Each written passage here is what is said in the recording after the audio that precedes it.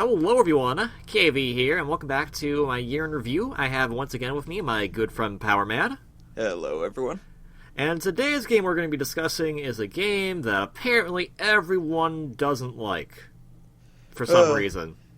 You can't really go with modern reviews these days for anything.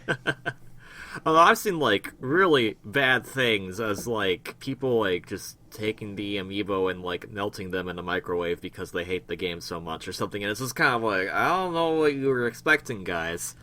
The game, of course, is Animal Crossing Amiibo Festival, the other of the two spin-off Animal Crossing titles that came out this year. The main gameplay gimmick of it is that you use Amiibo pieces as, your board pieces for an interactive board game-like thing that isn't quite Mario Party, but honestly is something kind of unique in of its own right, and if you like board games, you'll probably like this. If you're looking for, I don't know what you're looking for, you probably won't like this, and I think a lot of people were trying to find something really, It's not a deep game, I'll give it that. It is just a game where you tap Amiibos on it and then see what happens. So in that regard, it's I can kind of understand the dislike of it in that it's just not that interactive, but still. True, but there are also, all the other things you can do, the other minigames and whatnot, and there's, there's the ability to build your board and all that stuff. There's a lot of I guess, not the main gameplay, but exterior gameplay as into upgrading or getting more minigames. There's a lot of stuff to do in that regard. Yeah, I can definitely see people, play one round of board games and just dislike it, but it does build up after thatwards.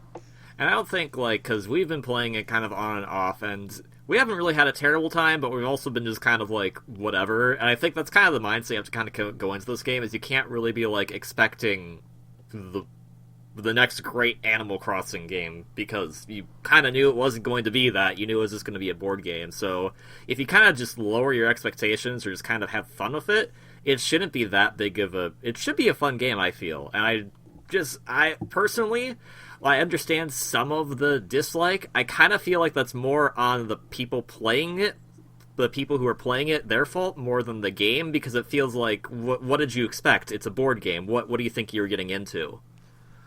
Yeah, definitely. It's not we've had fun with it. It's fun. It's not something we dislike actively. It's not offensive in any regard. Mm-hmm. And we also bought it knowing what it was. Yep. Or more so, I bought it, and then I was just like, hey, I have a lot of Amiibo.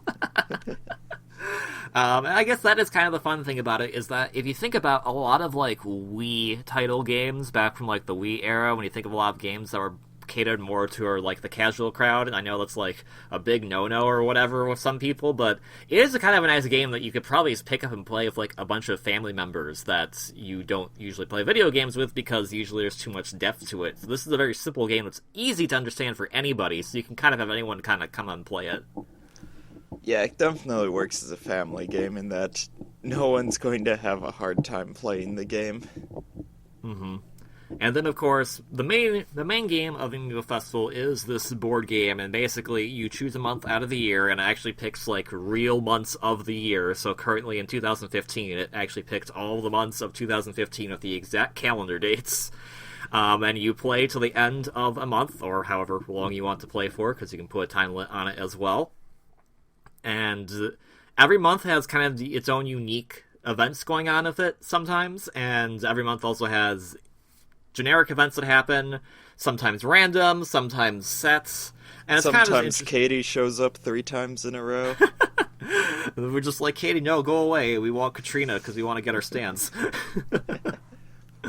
But yeah, there's a lot of fun stuff to do. It kind of does play into a lot of the randomness, and I've seen a few people kind of more praise it as to how crazy it can get. I think I saw someone on Twitter today post that they apparently got up to nearly 200,000 bells by the end of a match because they kept investing so crazily in turnips.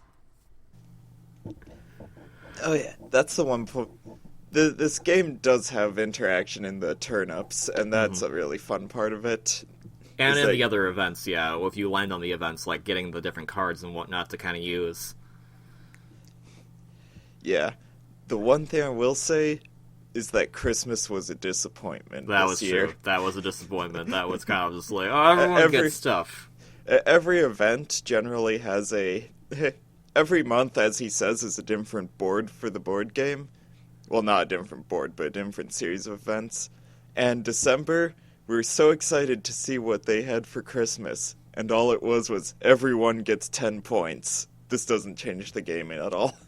Nope. Meanwhile, we were playing the October event earlier, and that it had extra candy pieces that showed up on the board, and we didn't collect enough. But if you collect enough total, then Jack does something. So there's some cool stuff.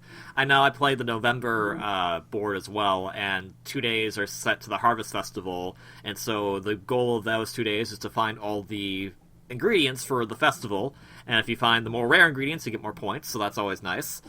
And what's really nice about it is I do like kind of the randomness of it. It does feel more like a traditional board game. So I know if people are more in the hardcore board game area that isn't the Milton Bradley stuff, it might not be as fun, but I think it can still be fun for a lot of people because it is pretty easy to pick up and play.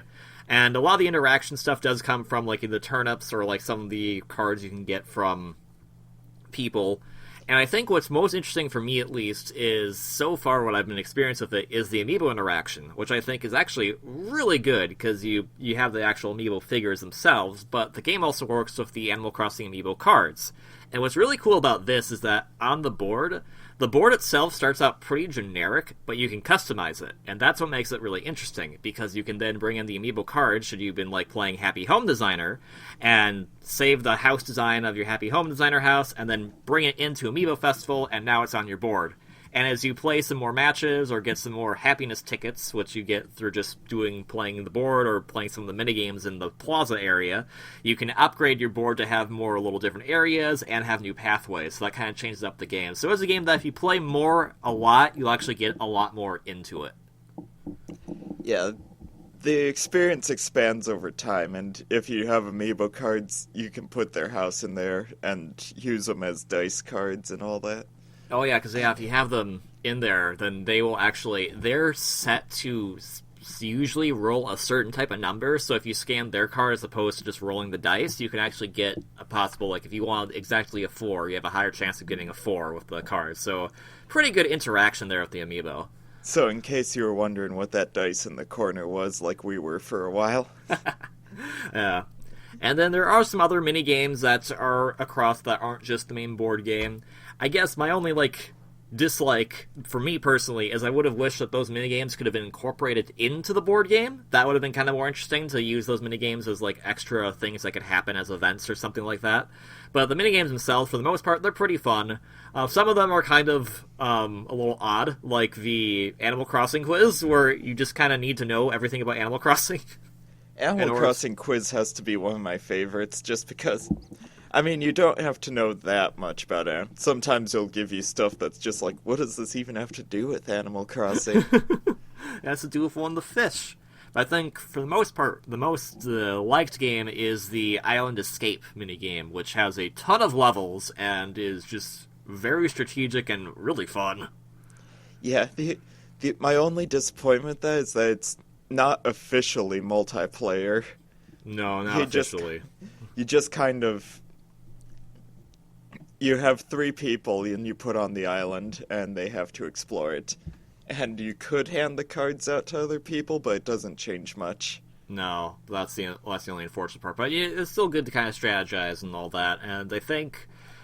I haven't seen some of the other minigames because I've been busy unlocking more stuff on the board itself first before I got the minigames, because I really wanted to make the board game experience a lot more fun for the people who want to play it. Yep. And I think that, that's another thing, too, I'd say, is that if you really are interested in it, then it would probably be a good game to pick up, and then you could invite people who may have not been as interested, and then they could still have a good time. You don't need, 4 Amiibo to play it. You can, and it's helpful, because you can level them up, but you only need 1 to play it, because you can have village guest characters as well. And if you've got a villager Amiibo, you can customize their name.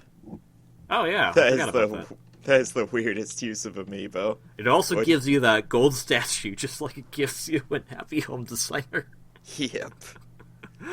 Other than that, it's not a super in-depth game, but I feel that it can be very fun. You just have to really let yourself have fun with it. You can't be like expecting you're going to be playing the next Super Smash Brothers or something playing this game. You just have to realize it's just a fun little board game that's, for what it's worth, at least currently as I'm recording this, it's going for $60 as the game plus 2 amiibo, so that's pretty good value if you ask me. Otherwise, it's just a fun game, and if you like Animal Crossing just a little bit, I think you'd probably enjoy it, but if you don't think the board game has anything that you would enjoy, don't pick it up because you probably won't like it. Don't go into it thinking that you're going to find the most amazing thing and then get upset about it. Just go into it thinking, it's a board game, it's just fun. Yeah, definitely. My last recommendation I'd say for it is that it is a really fun game. I'd recommend someone picking up, but since you have it, KV, I'm not exactly tempted to buy it myself. And that's fair, yeah. And I think that's kind of the fair I thing have about one it as amiibo well. for myself, and then I'll just play off your copy, because I don't imagine playing this single player here. Yeah, playing it single player by yourself is a little boring. So yeah, it is a multiplayer game for sure. You want multiple people playing, or you could just be like me and just play with 4 amiibo and just have a really fun, boring time. Gotta get them levels. Yep. Other than that, that's all I have to say about Amiibo Festival. It's a fun game. Just expect it to be what it is. Don't expect it to be anything more. Yeah. Thanks for joining me, Power Mad, for discussing this game. Yeah, no problem. And I will see you all in the next one. Until then, ciao.